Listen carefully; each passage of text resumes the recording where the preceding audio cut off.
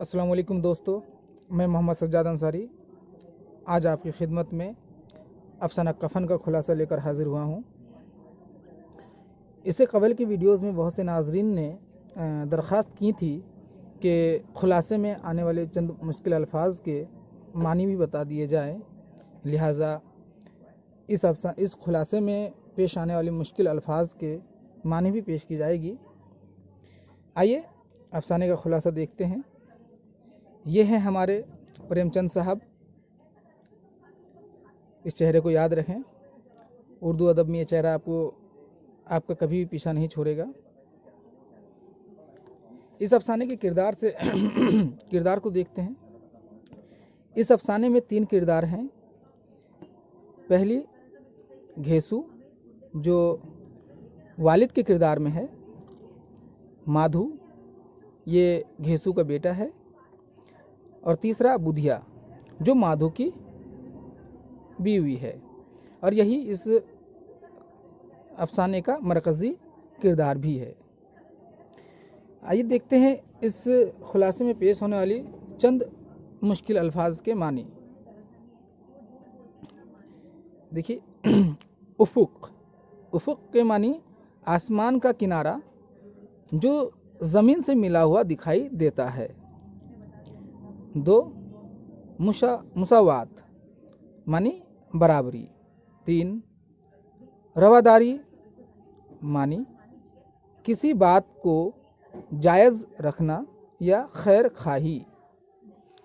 4 number देखिए, सफ़ाक मानी बेरहम या जालिम। 5 देखिए, मुर्तकिब के मानी किसी फेल यानी किसी काम का करने वाला। खल्की सिफत मानी पैदाइशी खूबी। 7 नंबर देखिए, बेमुरव्वत मानी नामर्दांगी। 8 नंबर, रावी किसी वाक्या कहानी या किसी भी चीज़ को बयान करने वाला, वाक्य का बयान करने वाला। 9 नंबर देखिए, फारिगुल बाल मतलब खुशहाल। 10 नंबर देखिए, खसलत मानी आदत। और 11 नंबर, रिक्कत यानी हमदर्दी। ये इस खुलासे में पेश आने वाले चंद मुश्किल अल्फाज के मानी थे। अब आइए देखते हैं इस अफसाने का खुलासा। लेकिन इससे पहले आप नाज़रीन से गुजारिश है कि आप हमारे चैनल को सब्सक्राइब करें और दोस्तों तक इसे शेयर करें ताकि आपके दोस्त भी इससे फैज़याब हो सके। आइए देखते हैं खुलासा।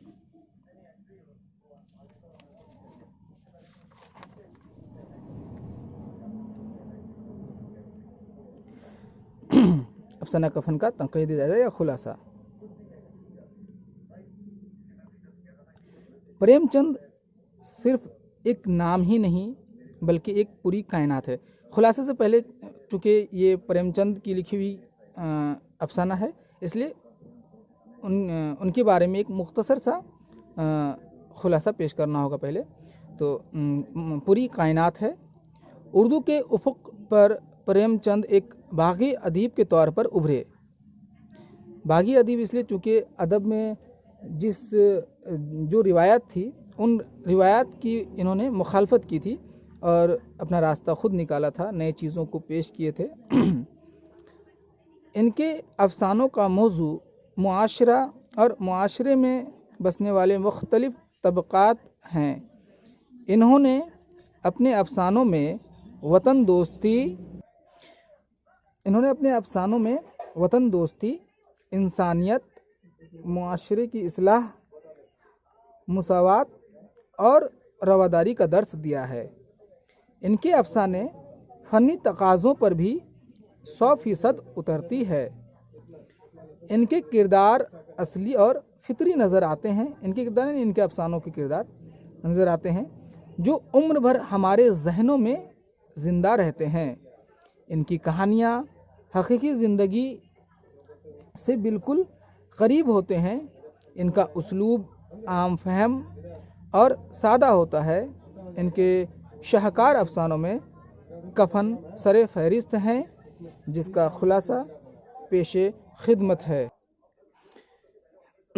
अफसाने के दोनों किरदार यानी घेसू और माधु बज़ाहिर दरिंदा सिफत और सफाक नज़र आते हैं और एक ऐसे गैर इंसानी फेल के भी मुर्तकिब हैं जो काबिल नफरी हैं।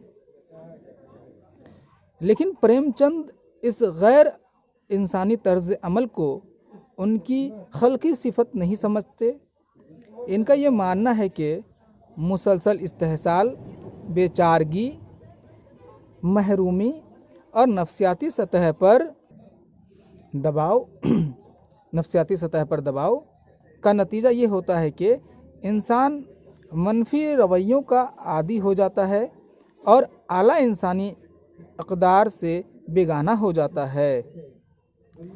घेसू और माधु का काहिल, कामचोर, बदनीयत, बेमरवत और कठोर होना दरअसल इस जाबिर समाजी निज़ाम की देन है। चुनांचे इनकी इस मनफी जहनियत के लिए प्रेमचंद इस समाज को कसूरवार ठहराते हैं। बहैसियत रावी प्रेमचंद अफसाने में फरमाते हैं कि ये अफसाने का इक्तिबास है, जिस समाज में रात दिन मेहनत करने वालों की हालत उनकी हालत से कुछ बहुत अच्छी ना थी और किसानों के मुकाबले में वह लोग जो किसानों की कमज़ोरियों से फ़ायदा उठाना जानते हैं कहीं ज़्यादा फारिगुल बाल थे। घेसू और माधु अपनी तमाम तर शैतानी सिफात के बावजूद मुकम्मल शैतान नहीं हैं। इनमें इंसानी खसलतें भी मौजूद हैं, क्योंकि घेसू का किरदार अपनी हद दर्जा बेमरवती के बावजूद वह माधु को अंदर जाकर बुधिया को देखने को कहता है। इसके अलावा जब बुधिया की मौत पर माधु को ज़ारो क़तार रोता देखता है तो रिक्कत लहजे में समझाता भी है कि क्यों रोता है बेटा, खुश हो कि वो माया जाल से मुक्त हो गई। घेसू के ये अक़वाल कि अब तो सबको किफ़ायत, ये चूँकि प्रेमचंद ने किफ़ायत को इसी तरह लिखा है ताकि गांव के लोगों की तर्ज बयान पता चले, इसलिए इस तरह आप इक्तिबास लिखेंगे तो इसी तरह। अब तो सबको किफ़ायत सूझती है, शादी ब्याह में मत खर्च करो, क्रियाक्रम में मत खर्च करो, पूछ गरीबों का माल बटोर कर कहाँ रखोगे, बटोरने में तो कोई कमी नहीं है, हाँ खर्च करने में किफ़ायत सूझती है।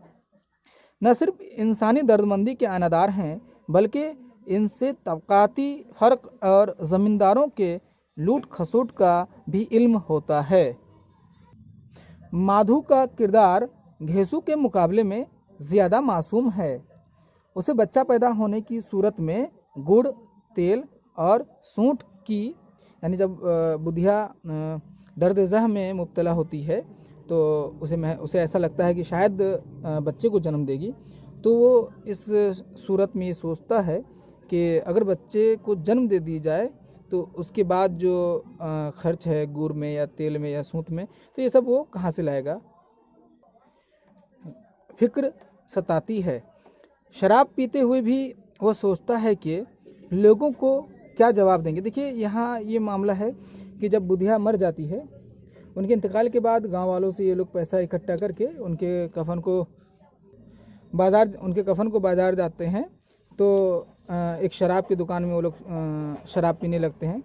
तो शराब पीते हुए माधु को याद आता है कि आखिर लोगों को तो उन पैसों का जवाब देना होगा, तो वही जिक्र है कि क्या जवाब देंगे। वो बुधिया के लिए दुआ भी करता हुआ नज़र आता है। जब वो शराब की हालत में होता है तो वो बुधिया के लिए रोता भी बहुत है और फिर उनको दुआ भी देता है कि भगवान उसे स्वर्ग में जगह दे।